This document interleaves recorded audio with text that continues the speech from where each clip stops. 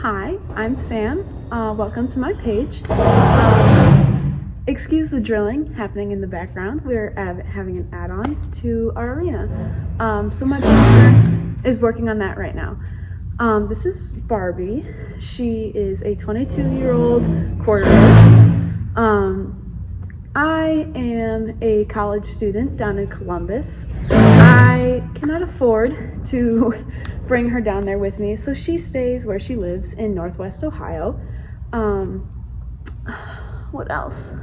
I bought Barbie when I was 11 as an English pleasure horse, obviously now barrels. I want to start off by saying that I am not a trainer. I'm not calling myself a trainer in any way. I switched her over to barrels when I was like 12, and I knew nothing. So lately I have just been doing a lot of research and drills to fix my past mistakes. So it's something I'm pretty passionate about. We've seen a lot of improvement.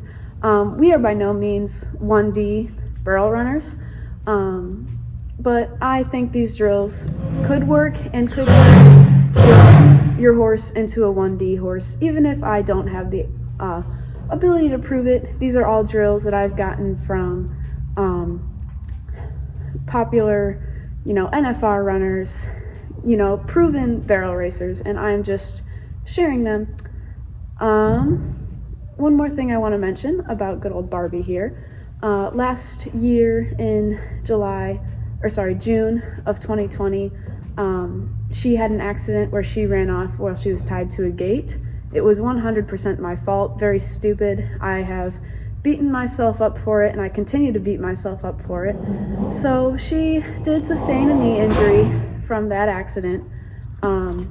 She's been cleared sound by 3 vets multiple times, but she is an older horse, and so she does have her off days, and her knee doesn't look at the same way it used to. She has a lump on the side of her left knee,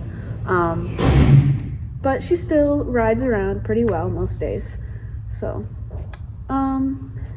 next thing I want to mention, I board at a barn. This is not my property, hence why there's drilling going on in the background right now.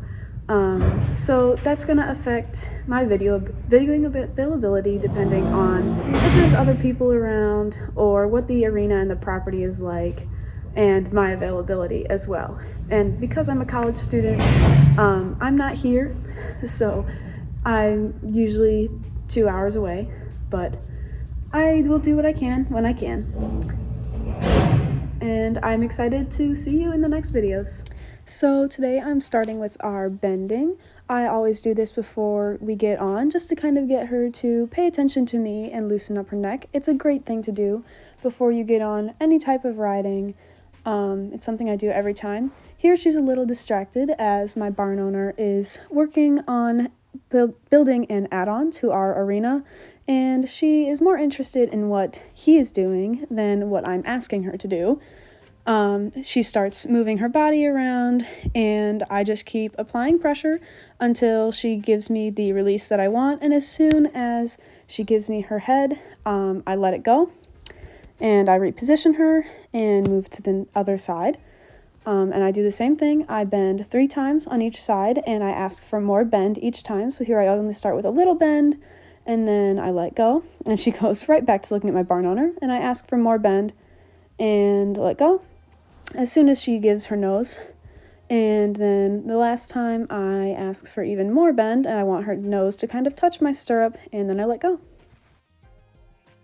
Okay, and now that I am mounted, I'm going to ask her to bend each way again. I do this by I sit deep, I keep my leg off, and I reach down on the rein, and I'm asking her to bring her nose to me, kind of like you would if you were trying to do an emergency stop.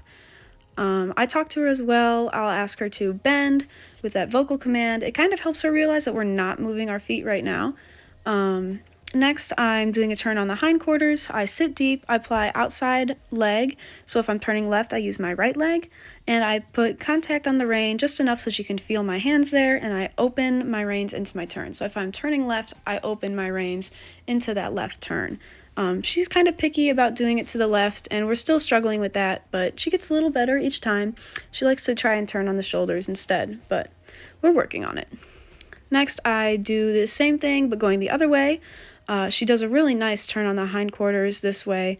You can see how she really moves her shoulders around her hind end. Next, I ask her to just do some small barrel-sized circles. This kind of applies both of the things we just did, the bending and the turn on the hindquarters. I'm trying to ask her to bend just a little bit for me, but also to kind of keep that power in that hind end and just kind of moving around her butt. So now we're doing some trot work, and I start by just doing a few laps, which I kind of cut out because I kept going off camera, but I'll do a lot of circling. I start off with some big circles. So here, since I'm in a smaller arena, my big circles are half of the arena, so I'll just cut right across the center. I keep a light inside bend here. I want her to be a little bent in, but I just kind of let her do her own thing as well. I'll do anywhere between 2 and 6 of these large half arena size circles per ride, per way.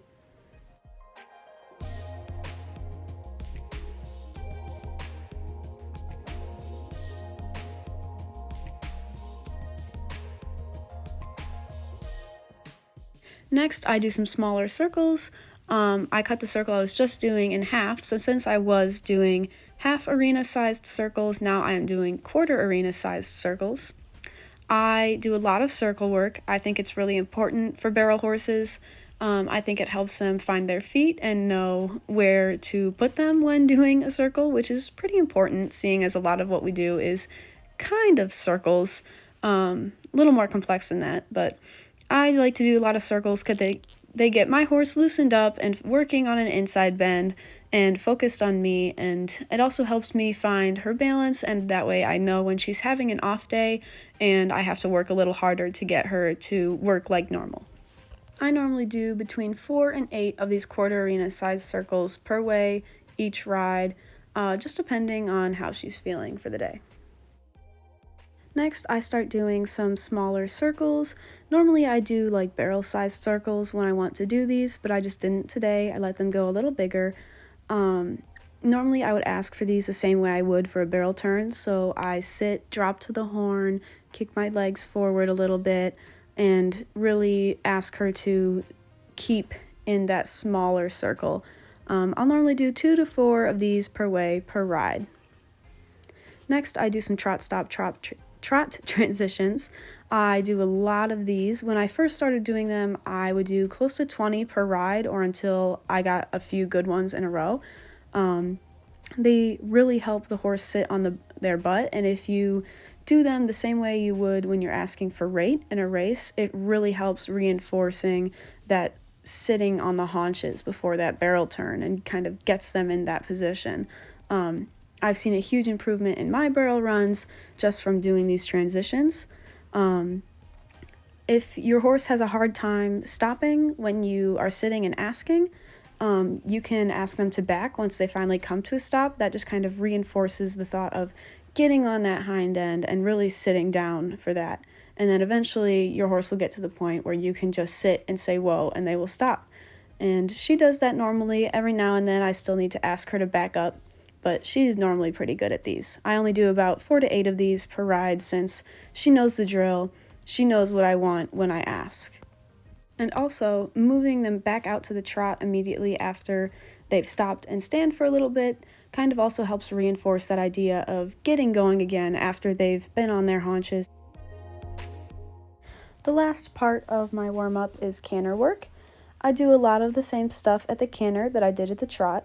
I normally do 3 different sized circles, with the last one being the smallest and usually a barrel-sized circle.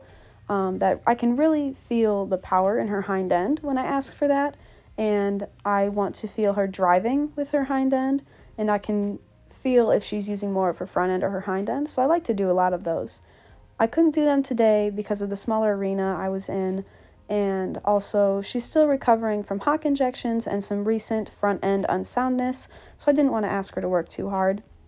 Today I was just focusing on getting her to ride with an inside bend, which is something she's a little sticky on, especially going to the right. Normally, if she's extra sticky, I'll ask her for a smaller circle, and that will normally help. Next, I do canter transitions. Wow. Again, these do the same thing that they do with the trot. They reinforce that sitting on their haunches when you sit deep the same way you would ask for rate. Again, just use the cues that work for you and your horse. I found this is what works best for me and mine. When I push my weight back, she pushes her weight back and is more encouraged to sit on her hind end. So that's what I suggest. But each horse is different, so find what works for you and use that. Again, asking them to move out after they have stopped also helps, reinforcing the idea of moving out in a barrel race after they've sat on their butt and done a turn. As you see, I also do some backing once we stop. I'm pretty picky with her because she's gotten good at these, so if they're not perfect or almost perfect, I will ask her to back again, just because I really want to reinforce that stop and sitting on the butt. I found it really helps with our patterns. Again, just repeating myself, but these are something I like to do a lot of.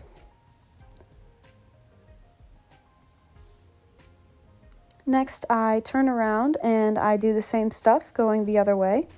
I like to keep my work balanced, so I will try to do the same amount of circling and transitions each way.